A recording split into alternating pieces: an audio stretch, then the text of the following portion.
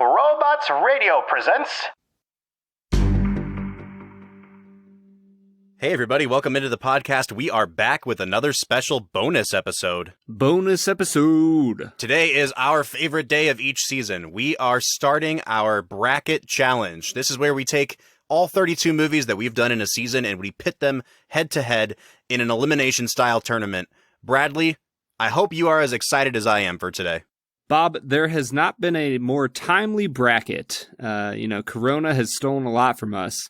But it stole March Madness from us, Yep. But I will be darned before I let it steal this bracket away from us. I am so pumped to eliminate movies, throw them into the fiery chasm, and come out to one ultimate winner. Absolutely. And I'm really excited to see who that'll be. Me too, man. And just like you said, the way that I see it this time around, we're basically providing a public service.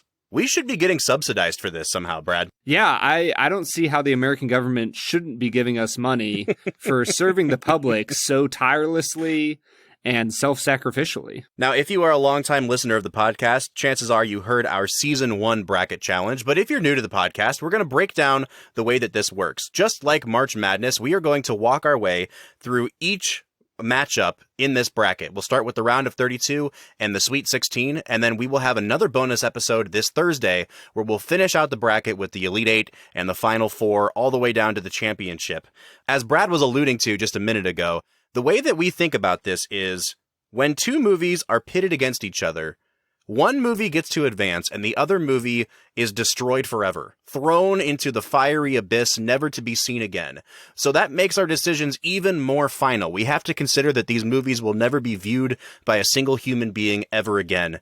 And that helps us to eliminate something and say goodbye to some of our favorite films. Yeah, I remember hearing about this movie made in the 40s, and it was a really nice romance, but I can't seem to place it anymore. I think it got thrown into the fiery abyss, Bob. Yeah, Brad flipped a coin last year because we were Not just split. any coin. Oh, we'll get to talking about the coin of destiny. You hold your horses, sir. Brad flipped a coin because we were split on whether or not to move Star Wars or Casablanca out of the round of 16, and the coin told us that Star Wars won and Casablanca is destroyed forever. I have not forgotten, Brad, and I will have my revenge at some point. But as you referenced the coin of destiny, I think maybe we should really quickly explain how this works. The way that we set up the bracket is that we took our final scores from every episode this season for each film, and we sorted them from 1 to 32. But we also went back and said, you know what, at the end of each season, maybe the movie that I saw at the very beginning of the season is really sticking out in my mind, and I want to consider that a little bit higher than I did 32 weeks ago. And so what Brad and I did is we sat down and we just took a list of the films with no scores attached to them, and we ranked in order our favorites among these movies from 1 to 32. And so what we ended up doing is we took both of those lists and our original list of our final scores, averaged them all together, and that gave us our seeding for 1 to 32 in this bracket challenge. As we go through this, Brad and I are going to share our picks for what we think should advance to the next round. When we are both in unison, that movie moves on pretty easily. When we're opposed to each other, though, we need something to split the tie, and that is where the coin of destiny comes in. Now, Brad is going to flip a coin, and we have somehow decided that Brad should be responsible for flipping the coin. I am more than a little suspicious of his coin flipping ability and his proclivity to cheat. So we'll see what happens. I want you at home to take tally of how many of Brad's picks move on as opposed to my picks, but we shall see. I will say 2 comments on your outrageous accusations.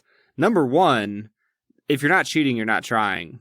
And number 2, I would never, ever cheat. So okay, we're pretty much set for this bracket challenge, wouldn't you say, Bob? We're getting there, Brad. As we move through this bracket, we are going to be sipping on some whiskey from one of our favorite craft distillers, Big Escambia Spirits, down in Alabama. Their master distiller, Sean Detling, has sent us 3 more samples to try. You might remember them from earlier in the season. They sent us a blind flight to do, which included some of their products and some others. It was really fun, and Sean enjoyed it so much that he sent us 3 more products to try. So as we move through this episode, Brad and I will be sipping on the Detling Select Single Barrel White Wheat, the Detling first release of their Bottled and Bond, and the Detling Single Barrel Cask Strength, which is an experimental run they did using Alabama oak. We are very, very excited to get into trying these whiskeys, but Brad, Even more than that, I'm excited to get into eliminating some movies. So what do you say we move into our bracket? Robert, let's get to it. All right, so starting, Brad, on the left side of the bracket. And for those of you who are listening, we will post this both on our website and on our Instagram page, so you can follow along. We're going to move straight down the left side of the bracket, starting here in quadrant number 1. And that brings us to our first matchup. The number 1 seed, Saving Private Ryan, versus the number 32 seed, Back to the Future. Brad, these were the last 2 films that we did this season, and one of them ended up being our favorite movie overall, and one of them ended up being our least favorite movie. We are still reeling from what we said about Back to the Future. Yeah, I mean, if you've been listening to the podcast, then you know how we feel about these 2 movies. You know, I think that Saving Private Ryan had its issues, but it is overall a classic in American cinema, and you really can't beat it when it comes to war movies. And when you look at Back to the Future, I think you see a lot of the problems that you have in 80s cinema in general, just all boiled down to its essence. So it's a pretty obvious winner here for me, Bob. I had Saving Private Ryan moving on in the first round. I did too, Brad. So our first entry into the Sweet 16 is Steven Spielberg's Saving Private Ryan. And we can very quickly move to our second matchup, which is a much more challenging one because we're right in the middle of the bracket here. We're talking about the number 16 seed, The Sound of Music, going up against the number 17 seed, Aladdin. Now, these are movies that we both liked. Brad and I both said The Sound of Music, not the 10 out of 10 that we thought it would be, but it's definitely an 8. And then we were a little more split on Aladdin. Brad gave Aladdin a 10 out of 10, and for me, I'm a little bit cooler on it. I gave it only a 7 out of 10. So I have a feeling, Brad, that I know where you're going to go on Sound of Music versus Aladdin, but why don't you enlighten us about where you went on this one? Yeah, I mean, I think that the Coin of Destiny might get pulled on this, and I honestly wouldn't be surprised or upset if it did. You know, I moved Aladdin on in my bracket because I do think it's the better movie overall, but there are arguments to be made for Sound of Music as far as impact and longevity. But for me, I think the pick was pretty obviously going to be Aladdin. Well, Brad, it is time for the Coin of Destiny because I did pick The Sound of Music to advance. This is, like you said, Brad, this was kind of a flip of the coin, to be quite honest with you.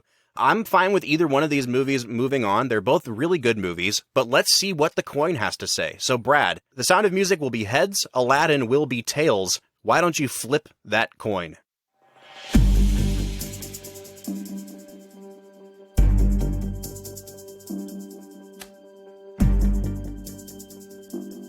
Heads it is. Sound of Music is moving on. Sound of Music moves into the Sweet 16. Man, I am a little bit disappointed that Aladdin doesn't move on, but honestly, I had it losing to Saving Private Ryan next round, so it's not too heartbreaking of a loss for me. Which brings us to matchup number 3. This is the number 9 seed, Mr. Smith Goes to Washington, up against the number 24 seed, Stagecoach. These were both movies that came out of our series of 1939 films from early on in season 2. And Brad, I'm really surprised to see that Mr. Smith Goes to Washington fell as far as it did in this bracket challenge, because I gave it a 9.5, you gave it a 10 out of 10, but when it was time for us to turn in our rankings at the end of the season to each other, you had Mr. Smith Goes to Washington, I think in like 20th place out of the season, even though you gave it a 10 out of 10 on the episode. So that actually really affected the seeding of this movie. Bob, I don't know what it was, but when I was making up my list of the movies just based on, my gut, for some reason, I had no idea where to place Mr. Smith. I feel like I could have put it at like as high as 8 or 9 or as low as 24 or 25. It was just a mystery to my soul. And so I just kind of put it in where it felt right. It's not necessarily a movie that I dislike after watching it. I just wasn't really sure what to do with it. It didn't stick out to me as like the best movie we saw all year, and it just kind of kept tumbling down the ranks when I was making my rankings. Yeah, and it actually tumbled so far, Brad, that I'm pretty sure you ranked it below Stagecoach. You had Stagecoach kind of as your middle of the road. I think it was like 15 or 16 in your ranking. And for me, Stagecoach was, I think, like 3rd or 4th from the bottom. That was one of those movies that on rewatch, it just didn't really hold up for me the way that it used to. So that actually bumped Stagecoach up to our 24th ranking. Brad, I don't think it's any surprise that I'm moving Mr. Smith Goes to Washington onto the Sweet 16, but I want to hear what you think. Yeah, I think that maybe this was a return to sense for me. I also chose Mr. Smith to go on.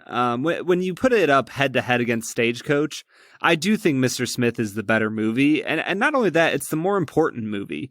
I think there's a lot of lessons in Mr. Smith Goes to Washington that we probably need to relearn in our current political era.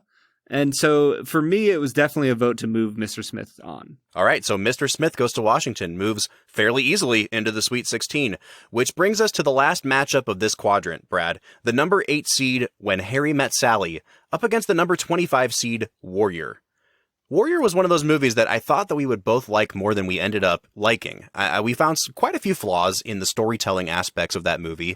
Whereas When Harry Met Sally was a film that I had never sat down and watched before, you had never seen before. We'd always heard so much about how it's this classic romantic comedy. It's, a perfect genre movie. And the farther and the farther away we get from actually having watched it, the more I find myself thinking about this movie, Brad. I really just love this film. It's already just conjuring up so many fond memories for me. And at least for me, this was a no-brainer. I am moving When Harry Met Sally on to the Sweet 16. Yeah, Bob, I actually just watched When Harry Met Sally again recently with friend of show Jordan McCain. Oh, nice. He had not seen it before. He is on his quest to watch 1,000 movies. And this was like movie 920 something for him. So yeah, I watched it again recently, and Bob, I was not disappointed. Watching it for a second time, I was once again blown away by the wittiness, by how sharp the writing is, the dialogue, and then also at how amazing Meg Ryan and Billy Crystal were in the film. So yeah, it's an easy vote for me to move Harry and Sally on to the next round. Well, there you have it. We have finished one quadrant of our round of 32, and moving on into the next round are Saving Private Ryan, The Sound of Music, Mr. Smith Goes to Washington, and When Harry Met Sally. Brad, let's hit pause here and let's try this first Detling brand whiskey. What do you say? Let's get to it.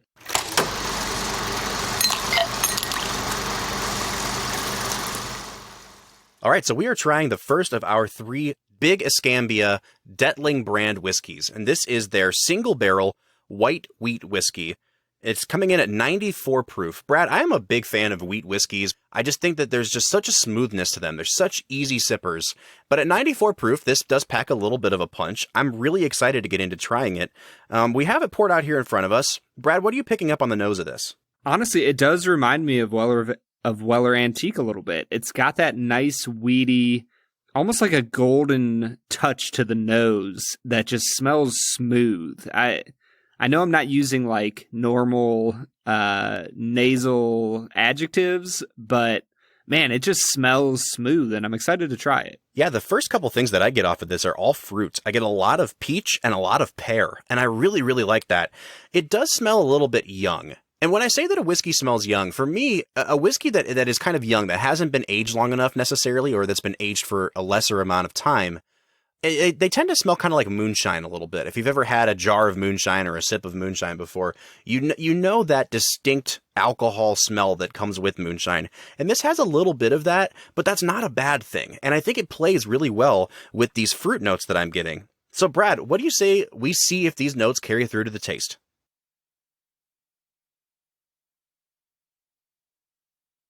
This is a really bright whiskey.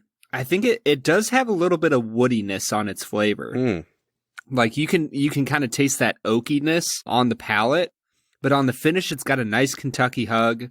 And really on the finish is where I get a few of those hints of almost like a plum or an apple kind of coming through. Yeah, it's really sweet up front for me, but it has this really distinct kind of tingle throughout the palate. Like it's not just a burn from the alcohol. There's some nice spice to this.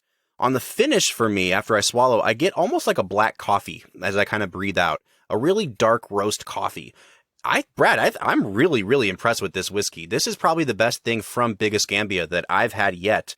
If I had to give this an overall score, I mean, I actually did when I took notes, and I came out to 7.5 nose, 7 taste, 7 finish, 8.5 on the balance. So I'm a big fan of this. What do you think of this white wheat, Brad? Yeah, Bob, if I remember correctly, I feel like our last foray through Big Escambia, the word we used most was like unique. Mm-hmm. Like it was very unique whiskeys that are definitely worth trying, but maybe not something I would, have on my shelf week in and week out. This is some good stuff. Yeah, for sure. They have put out a product that I would gladly keep on my shelf at all times. Well, as we continue to sip on this white wheat, Brad, we have more movies to get through. So let's get to Quadrant 2 in our round of 32.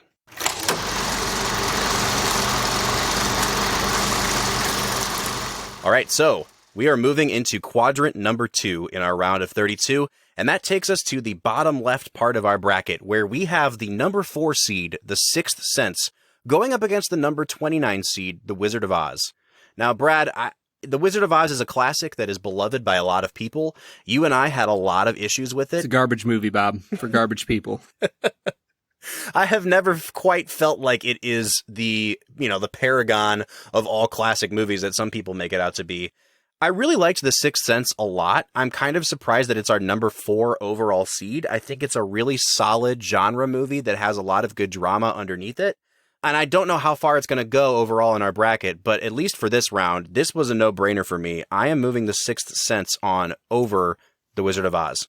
Yeah, Bob, The Wizard of Oz, if you want to know more of my thoughts, go back and listen to the episode. I'm not a fan. Throw some water on it. The Sixth Sense is moving on.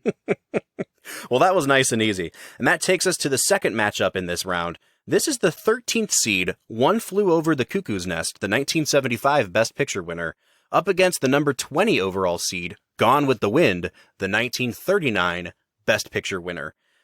Brad, once again, I was a little surprised by the overall seeding. I really liked One Flew Over the Cuckoo's Nest. You did as well. I think we both gave it like an 8.5. But I loved Gone with the Wind and was not expecting to this time around. You were middle of the road about it. If I can recall correctly, you either gave it a 6 or a 6.5. I gave it a 9.5. So for me, I moved Gone with the Wind on over One Flew Over the Cuckoo's Nest. I am not expecting you to do the same, but why don't you hit us with your pick here, Brad? Yeah, that's interesting, Bob. I genuinely thought you would put Cuckoo ahead. Gone with the Wind is the single most melodramatic movie I've ever seen. And I understand why soap operas are so popular, because I know that Gone with the Wind has made more money, relatively speaking, with inflation than any other movie at the box office.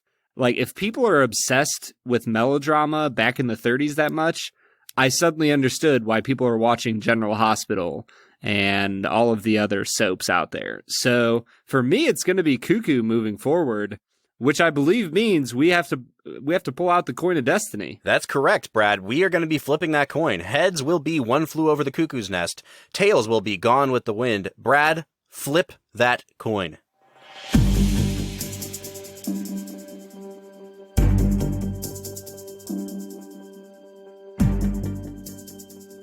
We flip heads once again. One Flew Over the Cuckoo's Nest moves on. That's a big upset for me because I actually had it beating The Sixth Sense again in my round of 16 and getting to the Elite 8. So we took out the two of the most beloved films ever made in 2 consecutive picks here, with The Wizard of Oz and Gone with the Wind, both going into the fiery furnace. I'm very sorry to director Victor Fleming, but he now has no films left in our bracket. Victor Fleming, you full of garbage. That takes us to matchup number 3.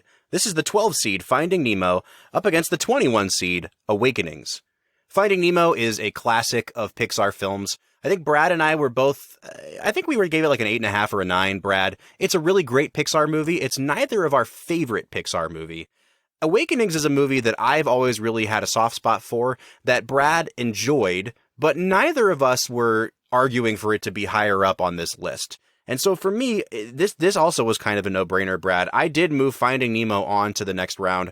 I don't anticipate Finding Nemo going too far in this bracket, but it definitely gets the nod over Awakenings for me. Yeah, it's going to be hard coming up against the movie I expect to win our first round with our next pick. But yeah, Finding Nemo is the obvious pick here. I really think that Finding Nemo is Pixar at its best. You have a heartfelt story that is full of adventure and fun and laughs. It's a tearjerker. There's just so much going on there. I love Finding Nemo, and I'm easily moving it on in this round. All right, and that takes us to the last matchup of this quadrant, which is the number 5 overall seed, Django Unchained, up against the number 28 seed, The Breakfast Club. Brad, Django Unchained is my favorite Quentin Tarantino movie. I would not argue that it's his best. I still think Pulp Fiction's his best. But this is a movie that I think can really do some damage in our bracket here. If it catches the right breaks, I could really see this being the dark horse of the whole bracket. I don't even need to talk about The Breakfast Club in relation to this movie because I am so easily bumping Django ahead. But Brad, I'm curious to kind of pick your brain a little bit on whether you think Django has the legs to make it really, really deep into this bracket. I mean, seeing as I picked The Breakfast Club over it, I don't know if I think it can make it very far. No, Bob, Django Unchained is a beautiful movie. And with Quentin Tarantino being our only winning director of our Film and Whiskey bracket so far, I would expect that he is a strong contender in this bracket as well. All right, so that means that Django Unchained finishes out this quadrant as it moves to the Sweet 16. The Sixth Sense, One Flew Over the Cuckoo's Nest, Finding Nemo, and Django Unchained have all moved on. Brad, before we move to the right side of our bracket, I want to give out our first Film and Whiskey award for this season. Last season, we talked about how these are basically our version of Michael Scott's Dundies, and it's no different this year. Our first award for Season 2 is the most overrated film. This is where we take our scores, the average of our scores, up against the people at IMDb who have voted on a movie, and we see what movie IMDb users loved that we were not so hot on. Brad, do you want to take any guesses as to what that movie might be? Oh, that's got to be Back to the Future or Gone with the Wind. It absolutely is Back to the Future. That movie is number 34 or 35, I think, on their top 250, and it has an overall average of an 8.5. Brad and I actually averaged out to a 4.5 on that movie. So we are a full 40% different than IMDb on Back to the Future. So Robert Zemeckis, your award is waiting at Brad's house if you'd like to pick up most overrated from Film and Whiskey. Come on down, Robert. We have it waiting for you. All right, Brad, we're going to move into the right side of our bracket. Starting at the top here, we have the number 2 overall seed, Do the Right Thing, up against the number 31 seed, Lost in Translation. Lost in Translation is a movie that I'm kind of surprised Brad was so okay with. I think you gave it like a 6 overall. It was a movie that I just have never been able to make it through. I know many people think it's a beautiful film. It's just never done it for me, and I find myself essentially bored to tears when it comes to that film. Even if I had liked that movie, though, Brad, I don't think it stood a chance against Do the Right Thing. That it's such an important, incendiary kind of movie that is just so jarring. It's like a shot in the arm, and Do the Right Thing for me moves on easily in this round. I see what you did there. It's incendiary because things catch on fire. Literally. Look at you go. It's almost like you were an English major for 2 minutes. 3 years, but that's cool. So here's the thing. I actually look back on Lost in Translation kind of fondly. Like I know I didn't care for it, and I probably wouldn't watch it again, but I'm kind of like, yeah, that movie had potential. Not nearly enough potential to overcome Do the Right Thing. I mean, Do the Right Thing is an absolute juggernaut of a film that really, like you said, Bob, it packs a punch, and it deserves to go on for so many different reasons, and we're easily going to move it past Lost in Translation in the first round. Yeah, I think that's pretty fair to say, which takes us to what I imagine will be a matchup that we are split on, Brad. The number 15 seed, Good Will Hunting, up against the number 18 seed, The Iron Giant. Brad is one of 7 people in the cataloged universe who have not really gotten on board with The Iron Giant, a movie that the rest of us love. I am about one of 7 people in the cataloged universe to not really get on board with Good Will Hunting, a movie that I think is fine. I think I gave it a 7 out of 10, but have never understood the absolute fawning over that people do with this movie. Brad, I assume you're moving Good Will Hunting on in this round. I'm moving on The Iron Giant, which I think is a vastly superior movie. Bob, that's just such a ridiculous statement. Like, The Iron Giant was fine. It's a decent example of animated film, but there's a lot of problems with it. You can see where the budget cuts hit it. I don't think that it's a great movie. I think that you could take anything from Pixar and put it above it. There's a lot of issues with The Iron Giant, and I'm not going to act like Good Will Hunting is perfect. But for me, if I was making up this bracket, I feel like Good Will Hunting would probably be anywhere from a 4 to a 7 seed. And so I'm really surprised that it fell as low as it did. I'm moving Good Will Hunting on. Let's flip that coin of destiny. Yeah, and as Brad flips that coin, this might actually be a really fun poll for us to put up on Instagram or on Twitter, Brad, because I have a feeling that if we ask people to pick one and throw the other one into the abyss, we might get close to a 50-50 split on this one. So I'm really anxious to hear, Brad, tell us what the coin of destiny says on this matchup. Well, Bob, first off, I'm going to disagree with you there. I almost guarantee you that Instagram and Twitter and Facebook would all choose Good Will Hunting over the Iron Giant. But as I flip, we're going to throw heads onto Good Will Hunting and tails onto the Iron Giant.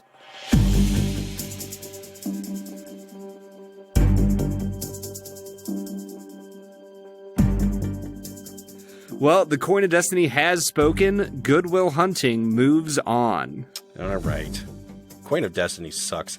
The coin of destiny can go kick rocks. The Iron Giant has been cast into the fiery abyss. Brad, it doesn't make that much difference. I had it getting beat in the next round anyway, but we'll see what happens with Good Will Hunting. That takes us to the next matchup in this quadrant, which is the number 10 overall seed, Ridley Scott's film Alien, up against another space-related movie, the number 23 overall seed, Interstellar. Brad, the Interstellar episode was one of my favorite episodes to do this season because I have never seen you convince yourself how much you like a movie during the course of an episode the way you did with Interstellar.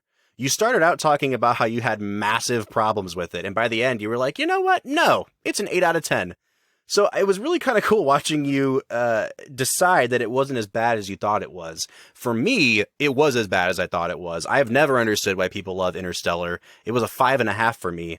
Ridley Scott's Alien, despite not being the best movie in this bracket, I think is an absolute classic. It still works. It's still super suspenseful. I moved Alien on over Interstellar. Yeah, Bob, with Interstellar, it's definitely a movie that has issues. Honestly, I would put that and Alien on somewhat equal footing. You know, I think it's fun that our bracket shook out so that we have these two sci-fi movies right here in the first round. For me, I actually moved Interstellar on. I'm not a horror movie person, and while I don't think that Alien is a hack and slash type of horror film in any way, I think there's a lot of beautiful suspense in that movie. I do enjoy the film Interstellar more. And so, Bob, we're going to have to flip that coin once again. Back-to-back coin of destiny flips. I'm going to get real mad if I don't win one here, Brad. So let's see what's going on with Alien as heads versus Interstellar as tails. Brad, flip that coin.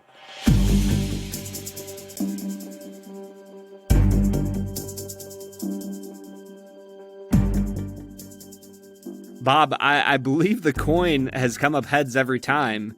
Alien as heads moves on to the next round. All right. So I got one in on this side here so far.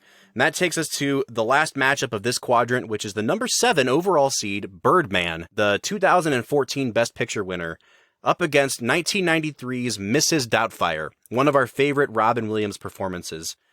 Brad, I was actually really happy with how our scores on Mrs. Doubtfire came out. You know, we both basically said this is a fun movie, it's a funny movie, it's a great Robin Williams performance, but it's really nothing more than that. I think we both gave it a 7 out of 10, whereas Birdman, I think for us, was either a 9 or a 9.5 for both of us. This one for me is not challenging at all. I just think Birdman blows Mrs. Doubtfire out of the water in every facet.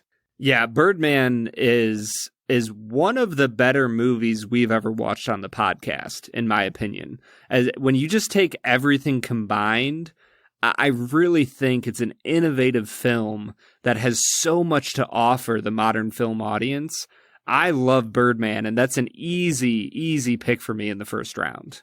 All right, that means that as we finish up this quadrant, the 4 movies moving on to the next round are Do the Right Thing, Good Will Hunting, Alien, and Birdman. Brad, it's time for us to hit pause once again and try this second Detling brand whiskey. What do you say? After that first one, I'm really excited to get into this, Bob.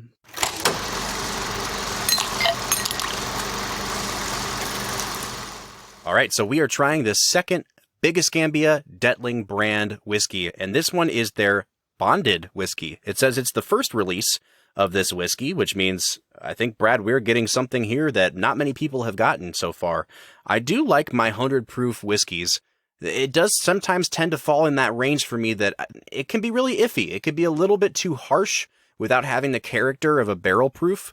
So I'm really interested to see what our friend Sean Detling did here with this whiskey. We have it poured out in front of us. Brad, why don't you tell me what you're picking up on the nose? Bob, honestly, after our experience with the white wheat earlier, I'm a little bit disappointed here. I'm not noticing as much on the nose.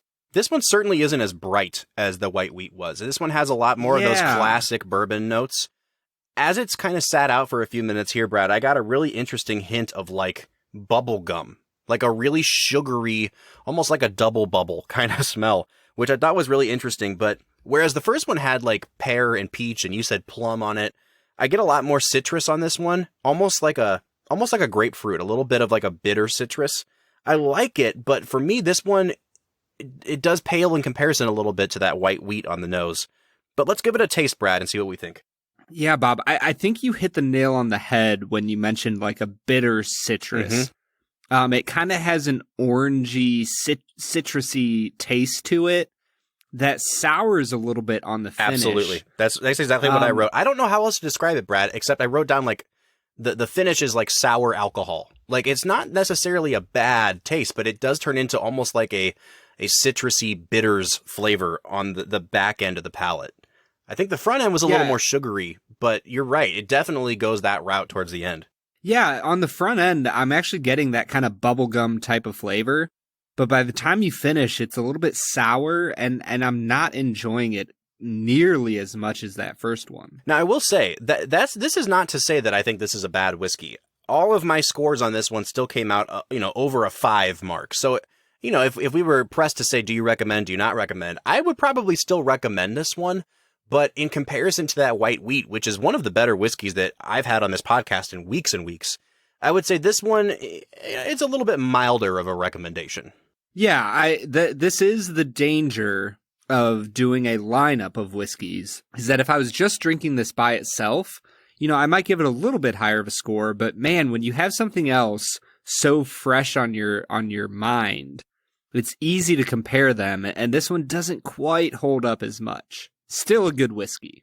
All right, Brad, so we have more movies to eliminate and throw into the fiery furnace. Let's bring this Detling whiskey along with us as we knock some movies out of existence. What do you say? Let's get to it.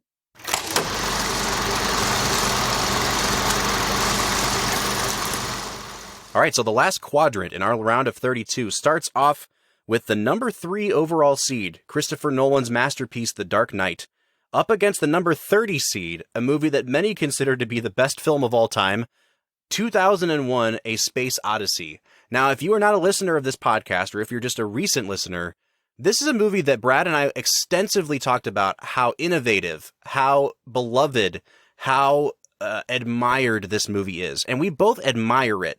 But at least for me, it's inaccessible. And I've never been as big of a fan of it as a lot of people are. And I think we both ended up giving this movie like a 6 out of 10, Brad. Which I know is blasphemy to some people, but that's how we felt. And because our averages were so low, it dropped it down to being actually the 30th overall seed in this bracket. Yeah, I will say, similarly to Lost in Translation, I look back on 2001 fondly. Like, I think I have an appreciation for the greatness of the movie. But at the same time, when I actually watch it, this is going to be blasphemous, but I don't think it's as great of a film as people make it out to be. It's not accessible, and I don't think it's accessible even to the cinephiles out there as they think it is. It feels like there is a nostalgia about the movie, that there's a feeling about the movie that isn't actually true. And for me, yeah, it was easy to move Dark Knight ahead. Agreed, Brad. So let's get rid of 2001 quickly before the hate mail rolls our way from the cinephiles with their pinkies up. And let's move to the next matchup. Brad, this was the hardest matchup for me in the entire bracket. And actually, as I look at it now, I still haven't made a pick. So we're talking about the 14th overall seed, Harry Potter and the Sorcerer's Stone, going up against the number 19 overall seed, Casino Royale. Brad and I both love Casino Royale. We say that it may be the best Bond movie, but the reason that there's still room for argument is that ending, that last half hour that just drags and drags. We are both also huge fans of The Sorcerer's Stone. It held up better than we expected it to hold up. Of the Chris Columbus movies in our bracket, I think this is by far the best one, Brad. I am really interested to see who you moved on. As I look at it now, I think I'm going to give the nod to Casino Royale, but I almost hate to say that because I hate to see Harry Potter go into the fiery abyss. Well, Bob, when you look at these two movies, both of them are landmark and pivotal for their respective franchises. The Sorcerer's Stone, the best part about the movie is that it sets up the world of Harry Potter, this world of magic, in such a beautiful way that I think Chris Columbus is underrated in how well he sets up this world for us. Whereas in Casino Royale, it resets the world, where we find ourselves with a new Bond who's a little bit darker, a little bit grittier, and one who has more character development in its 2.5-hour film than you see across the entire catalog of James Bond films that happened before it. So both of them are landmark movies. It's just so hard for me to pick one of these two.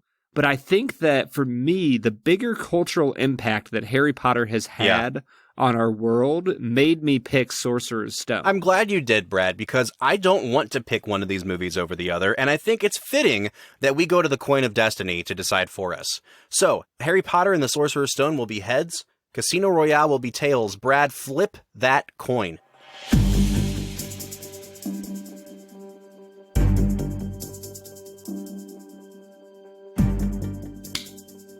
Bob, the reign of heads is continuing strong. Really? Yeah, once again, heads wins. We have Sorcerer's Stone moving on, decided by the Coin of Destiny. That's awesome. And that takes us to the final two matchups of our round of 32. Starting with The Revenant, the 11 seed, up against Harry Potter and the Chamber of Secrets, the 22 seed. For me, Brad, this was a no-brainer. We both thought that the Chamber of Secrets was slightly worse than Sorcerer's Stone. Still a good movie. I loved The Revenant. You liked The Revenant a lot. I have a feeling that we both picked The Revenant over the Chamber of Secrets. Bob, as much as I like to contradict you and would love to change my pick here, just to screw with you, The Revenant is the better film. I think Chamber of Secrets is probably vying for the worst of all the Harry Potter movies for me. But yeah, The Revenant is an easy choice. I don't really have much else to say.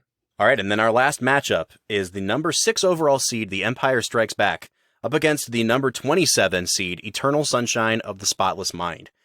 I love both of these movies. I'm really sad to see them match up in the first round. I think that in my own bracket, Eternal Sunshine would really do some damage if it wasn't knocked all the way down to the number 27 seed by Brad's ridiculous rating of that movie at a 2 out of 10. But up against Empire, it just can't stand. So Empire actually moves on for me in this round of 32 matchup, Brad. Bob, I think that this matchup, of all the matchups we have had, and I might dare say ever will have on the podcast, this matchup had the most possibility of inducing an anger-fueled rampage on my end. I will say, I will fully admit that I am probably wrong with my take on the Eternal Sunshine of the Spotless Mind. I was even looking at friend of show Josh Larson's rankings for movies over the last 20 years. Josh Larson had Eternal Sunshine of the Spotless Mind as his favorite movie of 2004. It's a great movie. So, I will admit my take was probably wrong. But the clear choice here is Empire Strikes Back. It absolutely is. I mean, it's an The Empire Strikes Back is an improvement in every way on A New Hope. And all of the little gripes I had with A New Hope, Brad, I said at that time, both of its sequels are better than it. And I mean that. I still think Return of the Jedi is better than A New Hope. Empire is the closest that a movie in that series will ever get to being perfect. It is my favorite Star Wars film. I don't think it's a perfect film, and I know that I like it slightly less than Brad does, but it moves on in this round of 32, which means our last 4 entries into the Sweet 16 are The Dark Knight, Harry Potter and the Sorcerer's Stone, The Revenant, and The Empire Strikes Back. Brad, it's time for us to give out another one of our awards, and this actually goes to the opposite of the last award, the most underrated film. A movie that we liked a lot, and that users on IMDb were slightly cooler on. Brad, what do you think that film might be? Man, I'm actually struggling a little bit to think of that. This is an interesting one. I'm kind of curious how high people were on Django Unchained. I'm not sure if that one would be as high, but other than that, I really don't know, Bob. This is a mystery to me. Yeah, and it actually wasn't too far off, but we ended up being 1.85 points apart from the IMDb rating, which is, not insignificant. And that goes to our number 2 overall seed, Do the Right Thing, a movie that we averaged out to a 9.75 and that IMDb users only gave a 7.92. That film was not even in the top 250 on IMDb. Man, that's amazing to me. I am flabbergasted that Do the Right Thing doesn't have a higher score on IMDb. I mean, that is a landmark of cinema. Absolutely. That's crazy. So Spike Lee, you can come pick up your award for the most underrated film in our season 2 bracket. Brad, that means that we are ready to get into the Sweet 16. We need to move quickly through these. So let me just list the 4 movies that are going up head-to-head in this quadrant in our 2 matchups. We have the number 1 seed, Saving Private Ryan, up against the number 16 seed, Sound of Music, and the number 9 seed, Mr. Smith Goes to Washington, up against the number 8 seed, When Harry Met Sally. Brad, let's go to this first matchup, because I have a feeling that this one is going to be the easier one to pick. Saving Private Ryan is our number 1 overall seed, a film that we both gave 10s to, a film that continues to impress us 20 plus years after its release. We were split on Sound of Music versus Aladdin. The Sound of Music has moved on. I don't think either of us would argue for it to be included in this bracket any further over Saving Private Ryan.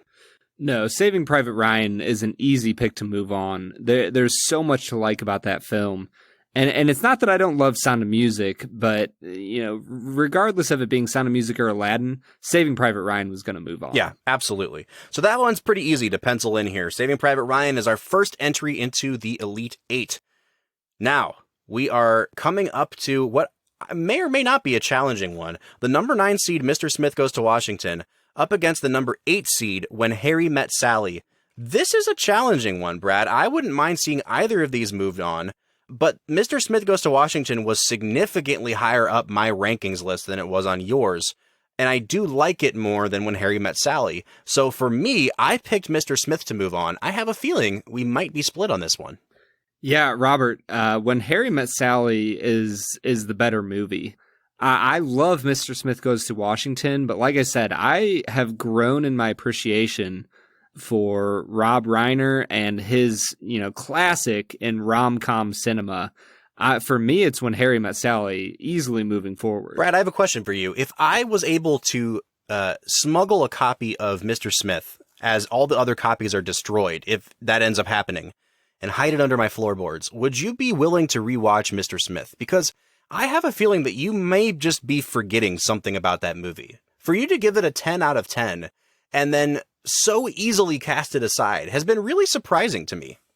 I would love to come over your house, sit down, and right as you're about to pop it in the TV, I would grab it, snap it in half, and just be astonished at your just utter rebuke of the film and whiskey process. I mean, how could you disrespect the bracket so deeply? I'm just saying, you are dismissing a 10 out of 10 really easily here, Brad.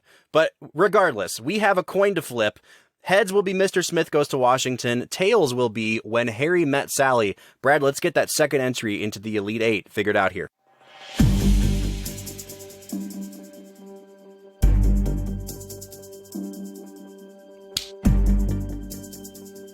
Robert. Bradley. For the first time. Oh, whatever. Whatever. The coin has been flipped to be tails. Uh-huh. Sure it has. When Harry Met Sally moves on to the Elite 8. I'm not super upset about this one. It's a great movie. I'm just a little suspicious of your coin flipping ability. I did have Mr. Smith losing in the next round anyway, so it's not that big of a deal. That's why I'm not super upset about it. And so that means that our first 2 entrants into the Elite 8 are Saving Private Ryan and When Harry Met Sally. Brad, we need to drink the third in this lineup of Detling whiskeys. Let's get to it.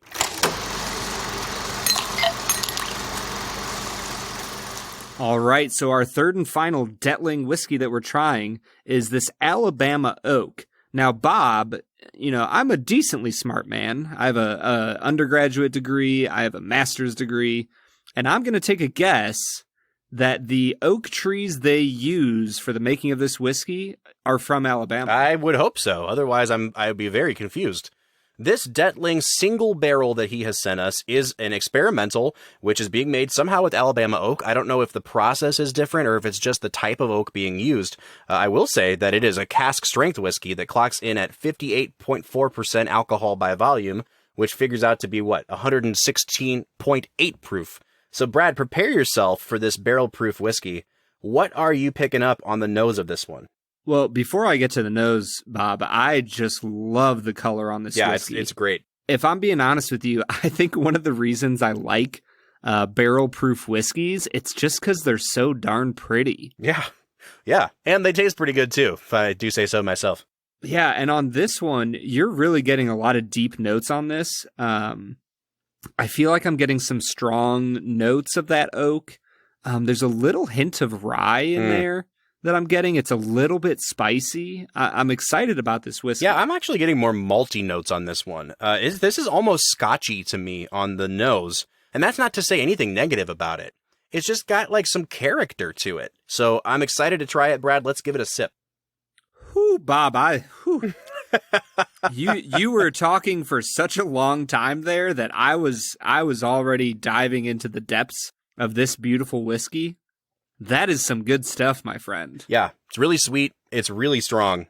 The finish, the word that I wrote down in my notes was just chesty. It's not harsh on the palate, but there is definitely a hug going down to the point where I almost had to take a little sip of water afterwards just to like get it down out of my esophagus. I really like it though. The taste is really, really wonderful. Brad, if you had to give like the taste and the finish a score, what do you think you would come out to on this? Bob, this might be one of my favorite barrel-proof whiskeys we've had. I mean, it has this deep, rich, caramely flavor to it. I'm going to come close to an 8.5 to a 9 on both flavor and finish. Oh, that's awesome. Yeah, Brad, I am very impressed by this lineup and what they are producing down at Big Escambia. Sean, if we still have your ear, anytime you want to send us another bottle of that white wheat or this barrel-proof Alabama oak, we would be happy recipients. If I had to rank them, Brad, because we're into ranking things around here, I'd probably put the white wheat number 1. I'd put this barrel strength Alabama oak second, and then the bonded third. All very good whiskeys, but those top 2 especially are like 2 thumbs up for me. Yeah, I would put them neck and neck. I think the Alabama oak, I think it comes away with a hair of a lead. That Alabama oak, the barrel proof, just is impressive. Yeah. Highly recommend. If you're able to get your hands on this stuff, please go do it immediately. All right, Brad, that takes us to the rest of our Sweet 16. What do you say we get back into eliminating some movies?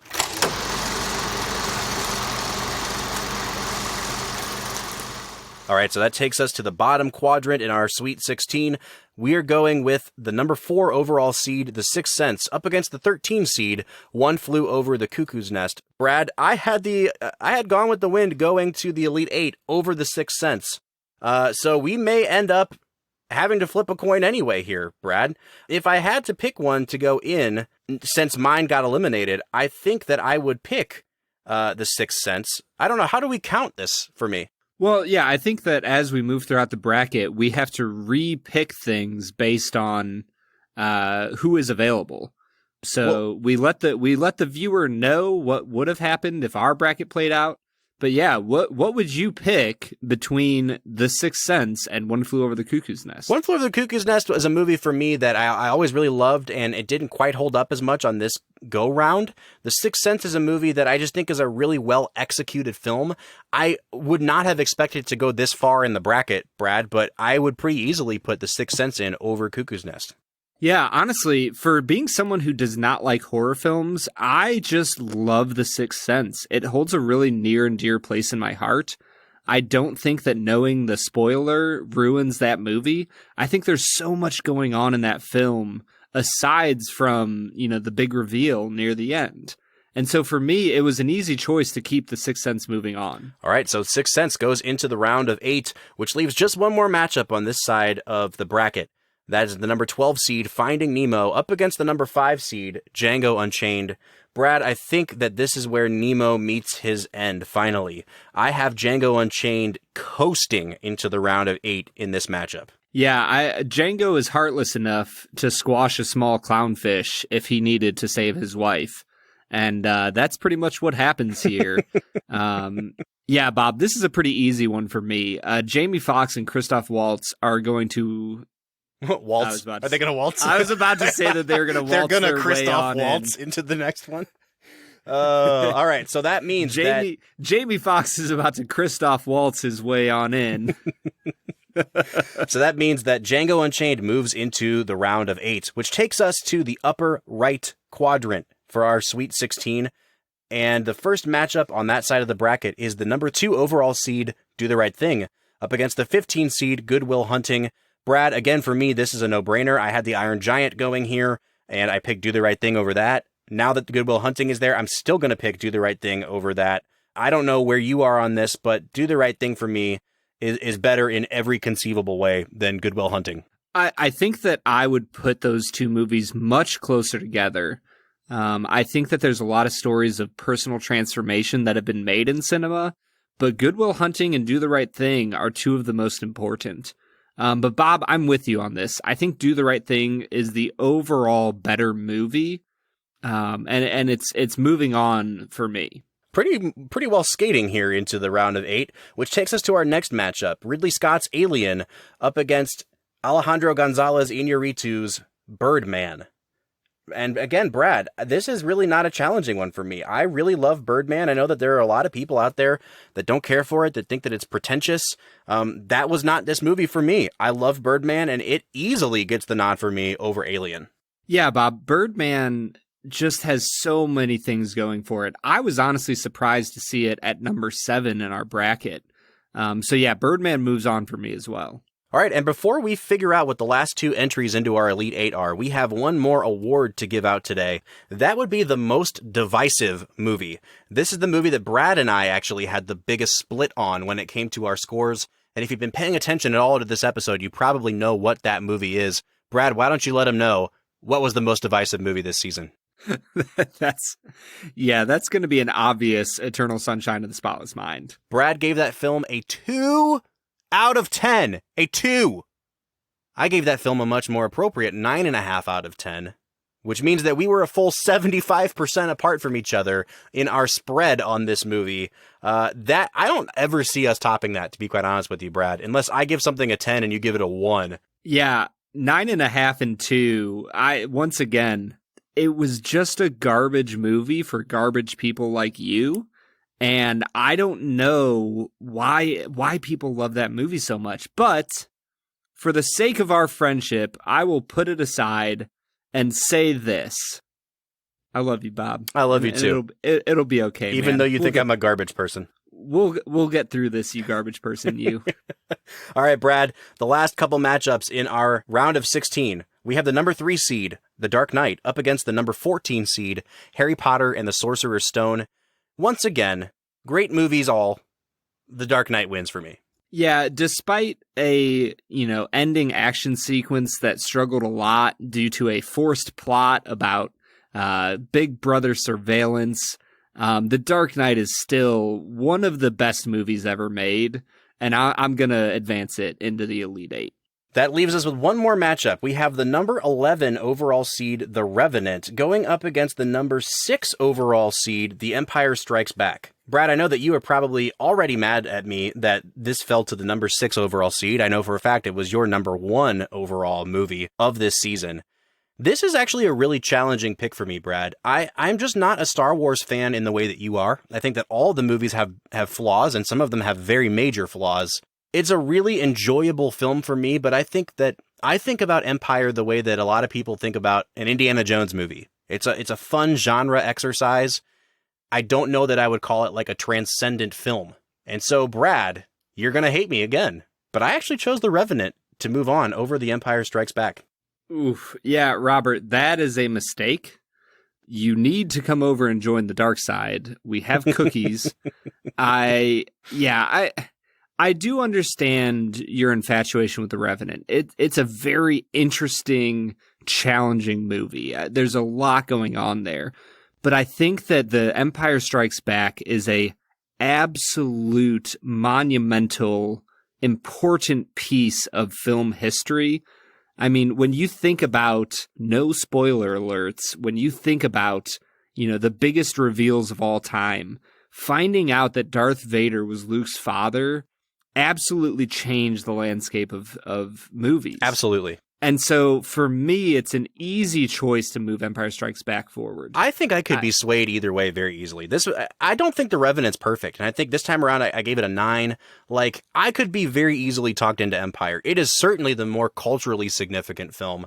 And I will not be even a little bit upset if it does win this coin flip. But that means that we do have to end this episode, Brad, on a coin flip. So, heads is going to be The Revenant. Tails is going to be The Empire Strikes Back. Brad, flip the coin of destiny.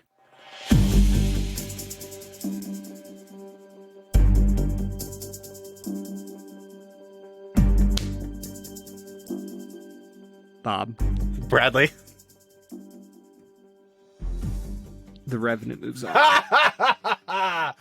I actually hate that that's the case. I kind of think that Empire might be the better movie now that I think about it. But you son of a... But you know what? This is what I experienced last year with Casablanca, man. So welcome to the club, my friend. We have the Elite 8 finalized for our Season 2 bracket. And we are down to these ones. The number 1 seed, Saving Private Ryan. The number 8 seed, When Harry Met Sally. Number 4, The Sixth Sense. Number 5, Django Unchained. We have the number 2 seed, Do the Right Thing. The number 7 seed, Birdman. The number 3 seed, The Dark Knight. And the number 11 seed, The Revenant, which I think means that the only non-favorite to get to the Elite 8 is The Revenant, Brad. Bob, all I have to say is that The Empire Strikes Back won my bracket. Oh my gosh, dude. Really? Really? I also want to say that in the Elite 8, I have 7 out of 8 of them picked correctly. 5, 6. I have 6 out of 8. All right, so Brad, you're pulling ahead of me here. Listen, man. You are lucky. I will say this. Lucky that I have such moral fiber. I'll tell you what. I can honestly say I did not pick The Revenant simply to force a coin flip.